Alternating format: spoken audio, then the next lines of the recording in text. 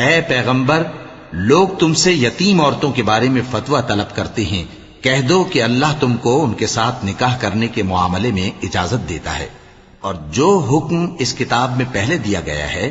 وہ ان یتیم عورتوں کے بارے میں ہے جن کو تم ان کا حق تو دیتے نہیں اور خواہش رکھتے ہو کہ ان کے ساتھ نکاح کر لو، اور نیز بیچارے بے کس بچوں کے بارے میں، اور یہ بھی حکم دیتا ہے کہ یتیموں کے بارے میں انصاف پر قائم رہو، اور جو بھلائی تم کرو گے تو بے شک اللہ اس کو جانتا ہے۔ اور اگر کسی عورت کو اپنے خاوند کی طرف سے زیادتی یا بے رخی کا اندیشہ ہو تو میاں بیوی پر کچھ گناہ نہیں کہ آپس میں کسی قرارداد پر صلح کر لیں، اور صلح خوب چیز ہے،